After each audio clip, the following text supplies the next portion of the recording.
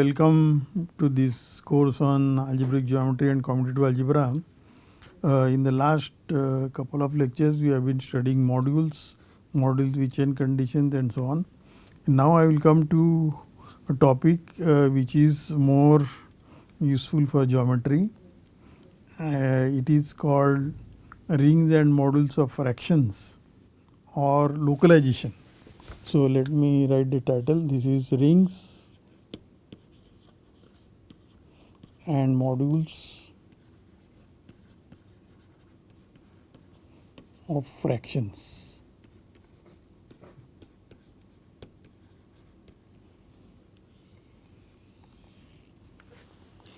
Or also it is called localization.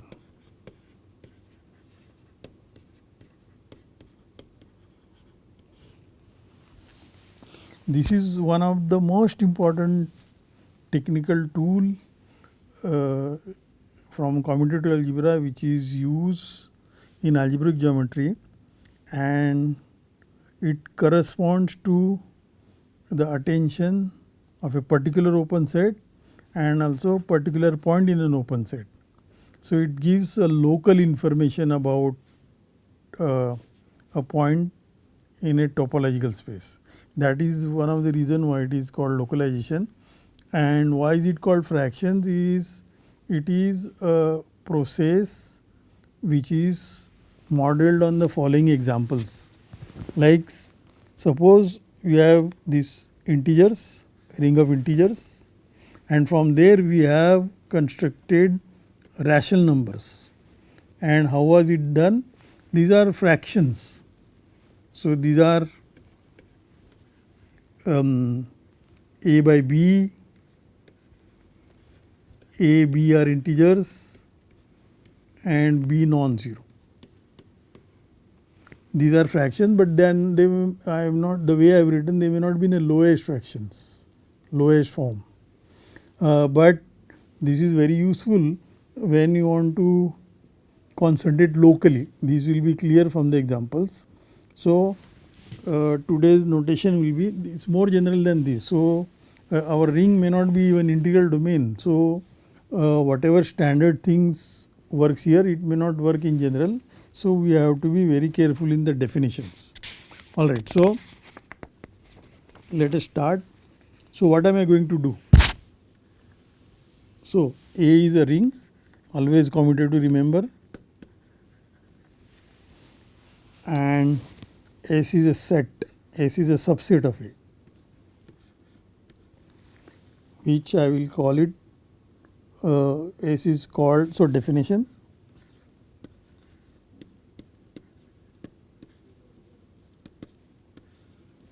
a subset S in the ring A is called multiplicatively close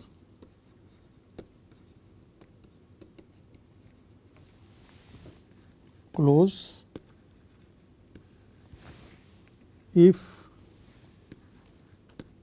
1 belongs to S and if two elements S and T belongs to S, then the product also belongs to S.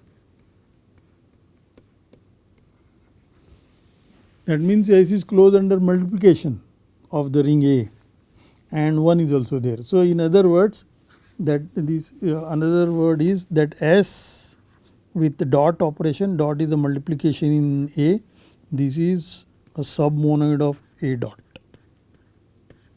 submonoid.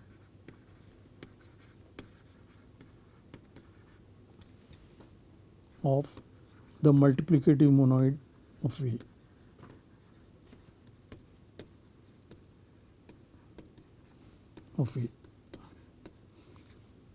So, that is why submonoid means the identity should be there. So, 1 is there and it is a closed under product. Now, I am going to construct a new ring where these elements of S will become units, right. But also one has to be careful that that ring also might become 0. So, we will see precisely what happens when you do this operation. So what are we going to do? So I am constructing a new ring. Alright, so on the set, the further construction of the ring, and in this example, in the above example, this here we have taken the set S equal to all non-zero integers z minus 0. So everybody got inverted. So that became a field. So this is a typically will happen when this is an integral domain, when A is an integral domain, and if you take S equal to all non-zero element, then the new ring actually will be a field. In fact, it will be the smallest field. That is also called the quotient field of the integral domain. Okay. So the next one, so what is the construction is as follows. Alright. We fix this notation throughout the lectures. S is a multiplicative closed set in A. Sometimes I will just write multiplicative, multiplicatively close. Then on the set,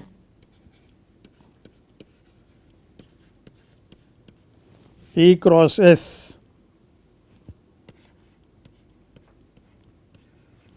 define the relation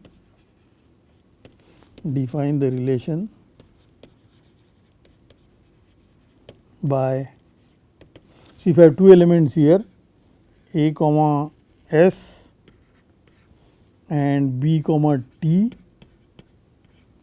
in A cross S, we will say that they are related, and I will write tilde P comma T. This is the definition. If and only if there exists S prime in S such that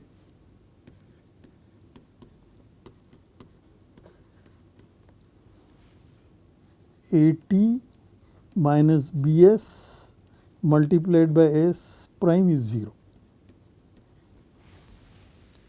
Now remember that I have added this extra condition S prime in S, so that this became 0. Actually, think of this as fraction A by S. This is the motivation I am writing. In the rational number case, we wrote like this, and whenever they equal, when you cross multiply, they have equality. So that is this, but I have to add this condition because your ring may not be integral domain, so it might have 0 divisor. So to take care of that, I have added this. Now first of all, note that this tilde is an equivalence relation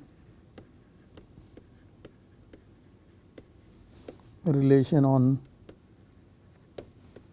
this set A cross S. So for this, what do we have to check? We have to check it is reflexive, we have to check it is symmetric, and also we have to check it is transitive. So for this, you need to choose S prime. In that case, you choose S prime equal to 1, and 1 is in S, so that is okay. In this, the details you fill it up. So in this case, what do you have to check? If A comma S is related to B comma T, then you want to check that B comma T is related to A comma S, but then the same, and we are in a commutative case, so we don't need. So S prime, the whatever you, this should imply B comma T related to A comma S. This is very easy. The same S prime will work because it's commutative. So how you write this relation, whether you write this term first or that term first, it is the same. Alright, so that is untransitivity in the product of elements will work. So I would simply say check this formally.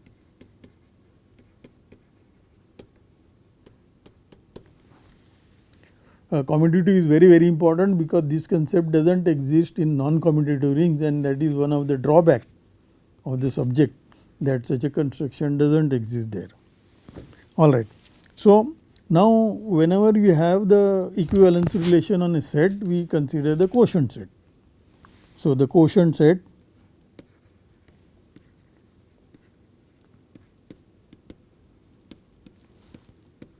that is A cross S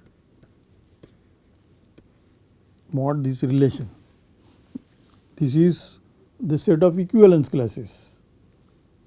So, the equivalence classes I will denote. So, this is the set of equivalence classes. So, these are sometimes it is denoted by square bracket A comma S,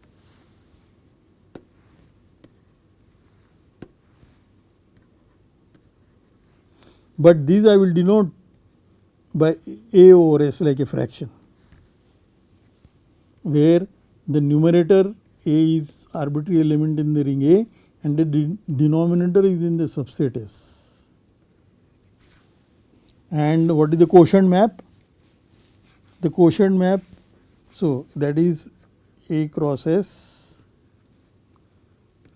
to A cross S modulo this relation, and then we have a natural map here A to this. This is a natural map. Any A here goes to A comma 1, and this goes to its equivalence class, which we have denoted by A by 1. So, therefore, this is the map from the ring to this. Now, I am going to put a ring structure on this quotient set by using the ring structure of A, and then study this new ring, and that new ring has nice properties compared to the original ring A. For example, when A is an integral domain, this new ring, and if S is everybody other than 0, then this new ring will become a field that will be called a quotient field. In fact, it is the smallest quotient field, and then there is a universal property for this homomorphism, and this composition I will denote this by iota S and A, and when the things are fixed, I will just write it iota when there is no confusion, but this notation should consist what is S and what is A and so on. Alright, so we have to put the ring structure on this. This is also denoted by, so we have on this quotient set, we want to define on this, define addition and multiplication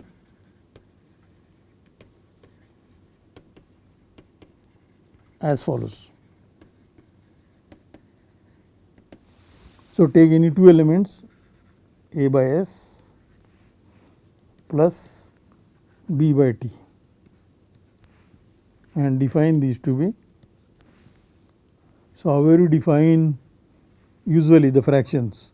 So, that is ST and then TA plus SB. So, it makes sense. Now, what is very important is one has to check that this is well defined. So, I will check for one. That means what? This does not depend on the equivalence classes. This does not depend on the representative elements of the equivalence class. So, for example, it could be A by S equal to A prime by S prime. When you write like this, denominators are in S and numerators are arbitrary elements in A prime or arbitrary element in A. Then we should also check that, and similarly for B by T. So, B by T equal to B prime by T prime, B prime are in A, T prime are in S. Then from here we should check, I am trying to check this. If I use this representation, then we have defined this. If I would have used this representation, then what would we define? T prime A prime plus S prime B prime divided by S prime T prime. This also should be equal to TA plus SB divided by ST. This equality we have to check. Then only it will mean it is well defined. So let us check that, and this checking I will first check for this and then we will check for this. So it's really enough to check one step at a time. So I will only take this equality and check the corresponding thing too. So let me write this. So it is enough to check. So this will be two steps, enough to check that. So I don't have this, so I will use only this. So that is TA plus S prime B prime divided by S prime T equal to TA plus SB divided by ST. This is the only one I have to check, because the next I will keep the same and use this. Alright, so what is the meaning of what is given to first of all and what is to be proved? If we write down, it will be clear. So we have given this, so that means what?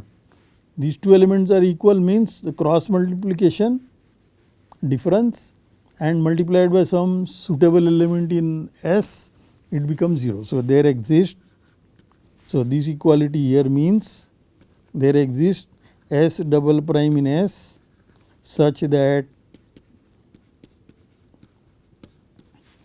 S double prime times S prime A minus S A prime, this is 0. This is what we have given. And what do we want to prove? We want to prove this is equal. So that means we are looking for, I will write here, looking for some element in S. So I will write here S tilde in S such that when I cross multiply difference and multiply by S tilde, it is 0. S tilde times this ST times TA plus S prime B minus S prime T TA this TA plus SB, this should be 0. Now just stare at it and you try to simplify this expression. So you see here, this is STTA, this is also TA here, and we have given this, right. So if you want to see, if you want to get this term, where is it?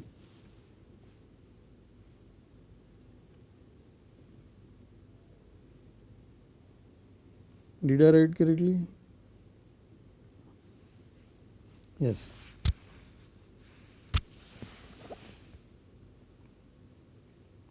Alright, so what can we do?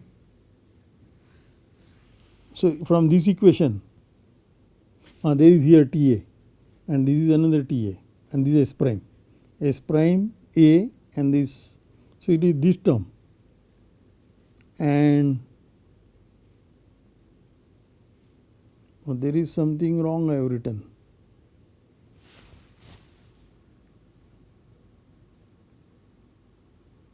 There is something wrong I have written, that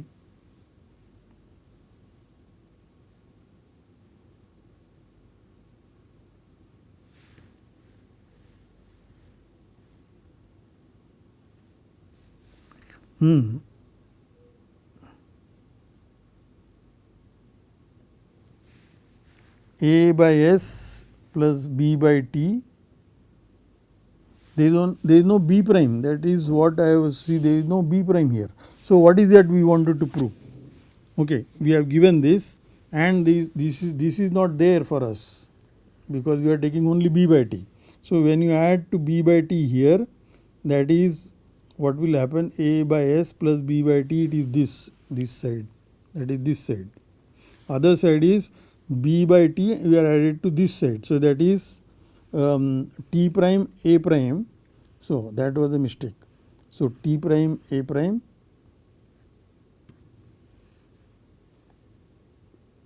not t prime, sorry,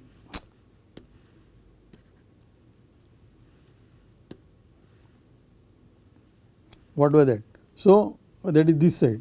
So t a prime, this should be t a prime minus s prime b minus, no, plus, we are adding them, t a prime plus s prime b prime, that is correct, divided by s prime t, this is correct. So this was a prime here. So, and what do you want? You want this to be equal, that means st times this. So st times t a prime plus s prime b prime minus s prime t times t a plus this is equal to this. So this is what we want to check. And so we want to rewrite this. So I want to rewrite in this way. So a s prime a, yeah, that is here. So this term,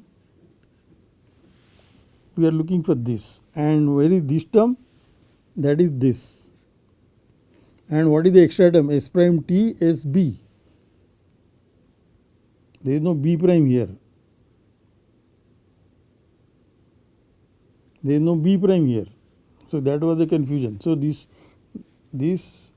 a prime by s prime, that is b by t, that is t a prime minus s b b. That was the confusion. There is no, so it is like this. So here it is, there is no b prime. So this I will erase. This is b, this. You see now, this is getting cancelled. This term is getting cancelled with this term.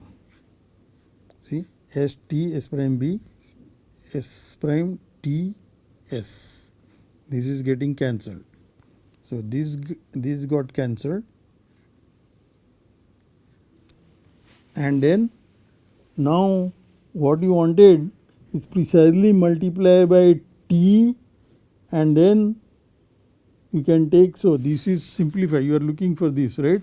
So this is what? This is, simplification is a prime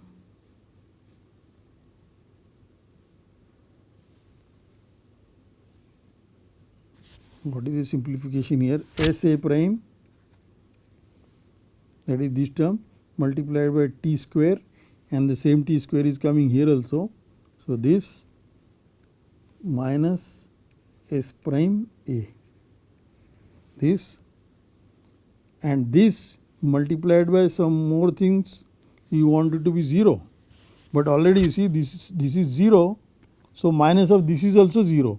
So minus of this, when I change the sign, it is precisely this, and if I multiply by s double prime, it is 0, because s double prime times this is 0, therefore further multiplied by t square is also 0.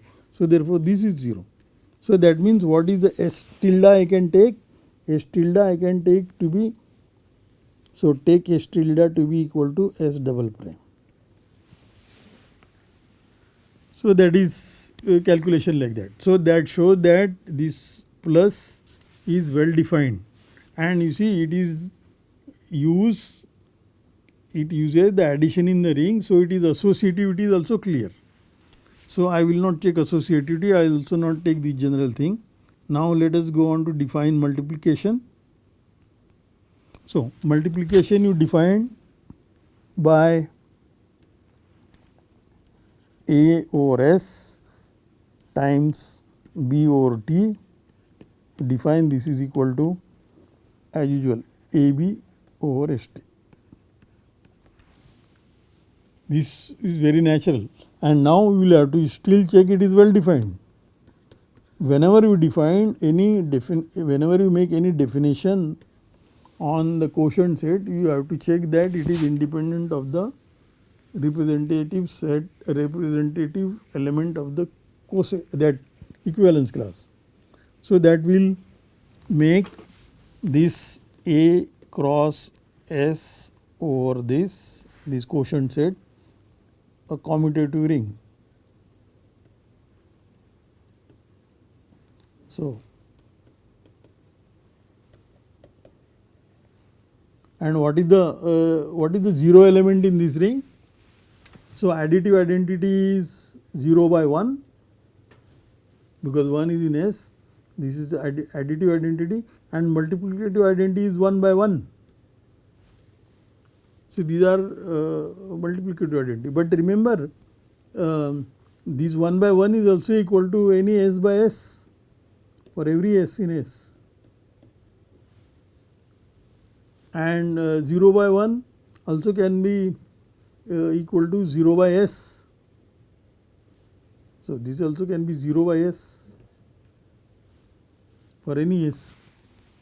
So, this is a new ring, and now I am going to study the properties of this new ring, but this is a cumbersome notation. So, there are short form for the notation which is also more suggestive. This also is denoted by S inverse of A, just because we will check that the elements of S became the unit. That is very easy. So, we will check that. Or also it is denoted by A suffix that S, but standard notation used in most of the books is this. So, I will stick to this notation.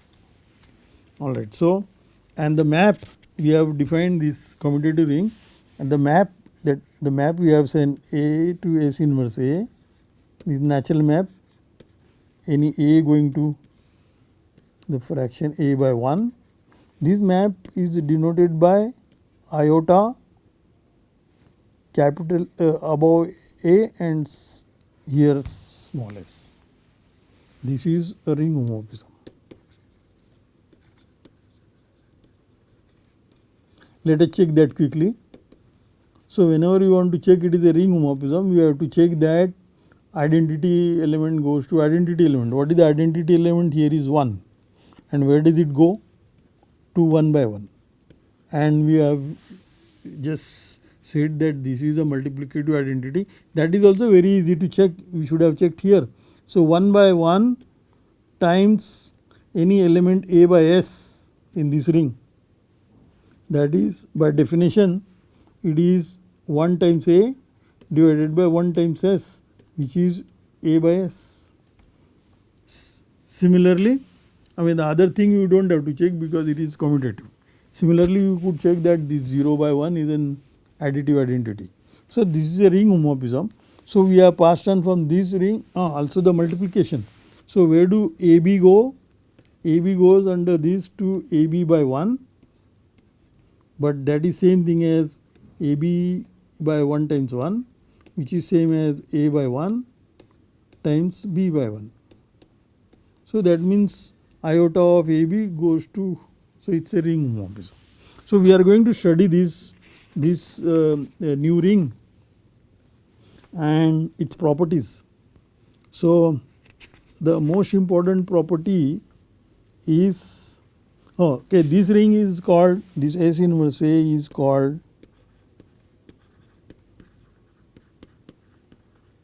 the ring of fractions.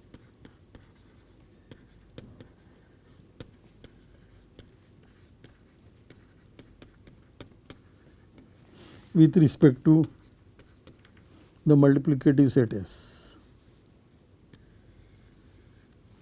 So, alright. So, what is the most important property? The universal property. Okay, before I go on, I should give some examples.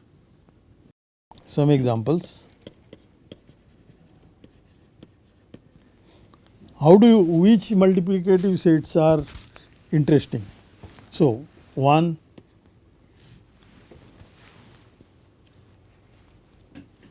also it is very important to know, we will discuss that, but we will know what is the kernel of this ring homomorphism.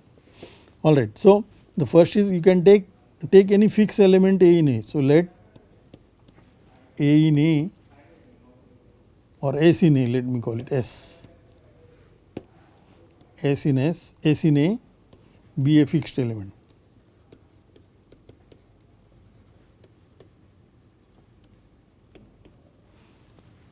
Then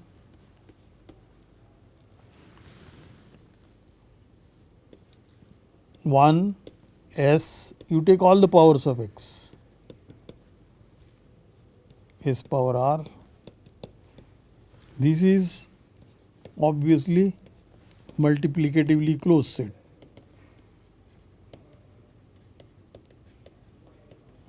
Closed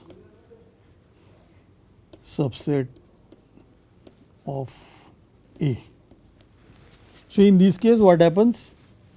The ring, the new ring S inverse A.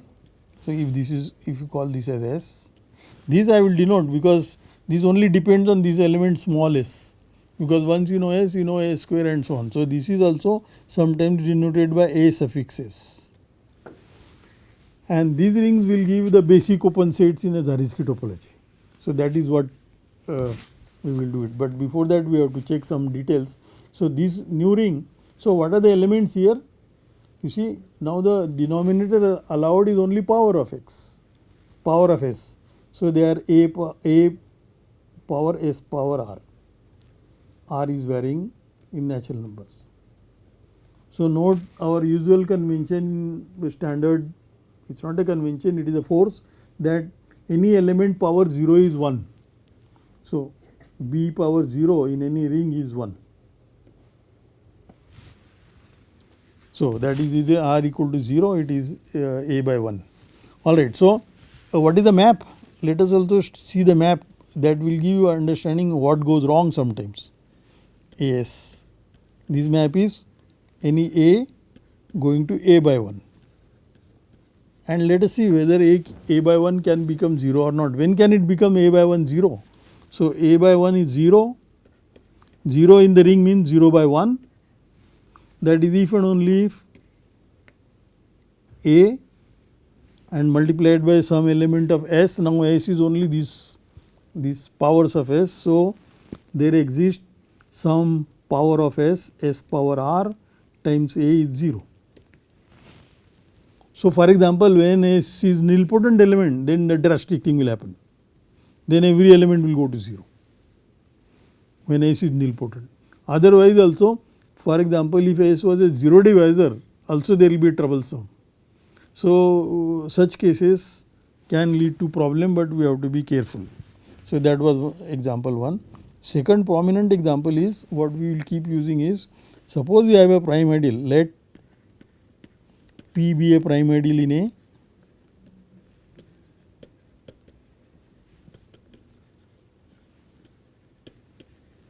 and then you take the complement of P, A minus P. This is S. Sometimes also denoted, because to remember P, SP. This is then S suffix P is a multiplicatively closed set.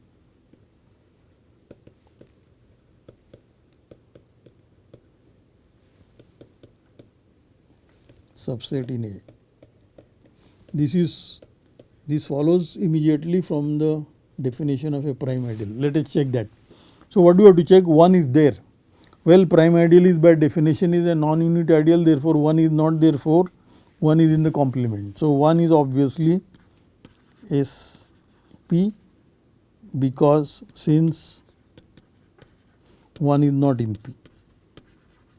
Also I want to check that if S and T are elements in SP, but that is by definition of SP, it is, that means S and T are not in the prime ideal P. But if both of them are not in P, then the product will also not be in P. But that means ST belongs to the set SP. So that check that it is multiplicatively closed set, and in this case this ring this ring, this is usually denoted by, because there is no need of S there, so it is A suffix the prime ideal P.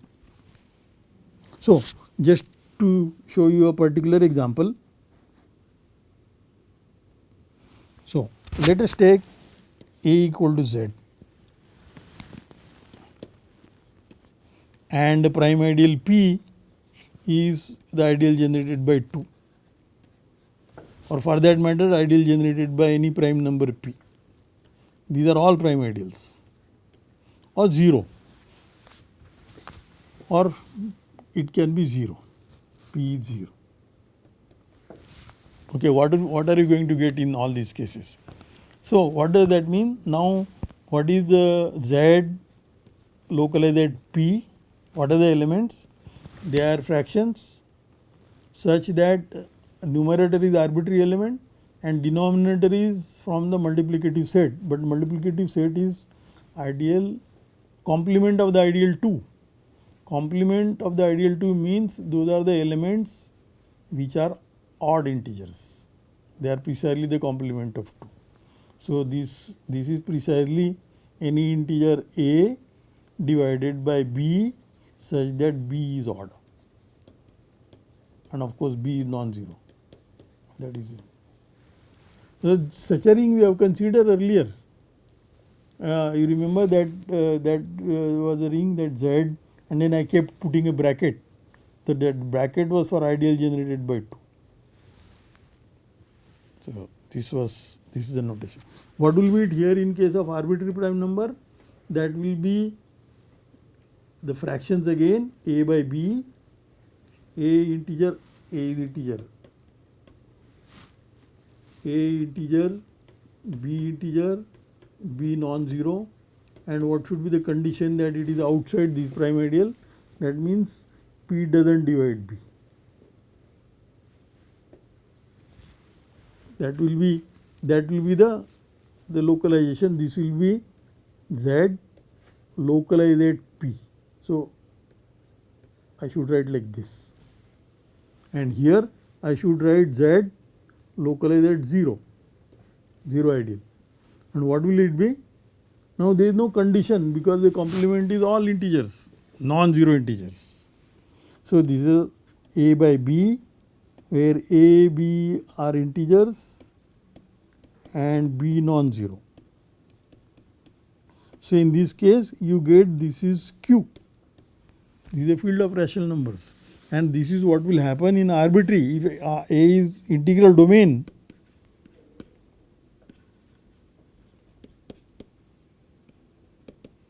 then P equal to 0 is a prime ideal because it is integral domain, and therefore I can talk about A suffix P, which is, what are the elements? They are fractions A by B. A, B are elements in A and B non-zero. So, this is actually, I should have written A 0, P 0, but better to, so it is A 0, and obviously this is a field. So, let me show you every element as inverse. So, if you take a non-zero element here, if A by B is non-zero, non-zero means it is not 0 by 1. So, that is equivalent to saying, see, A has to be non-zero. If A is 0, this will be equality here. So, A is non-zero, but then what is the inverse of, already B is non-zero. Now, what is the inverse of A by B? A by B times B by A. B by A makes sense now because A is non-zero. It is not in the prime ideal 0. So, this is AB by BA, which is 1 by 1. So, which is a unit, it is a multiplicative element. Therefore, this element has this inverse. Remember, we are writing like a fraction only, but equality is little bit different. It is not just a cross multiplication and difference is 0, but I will show you after the break that this requires little attention, but the calculation as far as goes, it goes like a usual fractions. and after the break we will come back and check the most important property of this ring called universal property. Okay, thank you.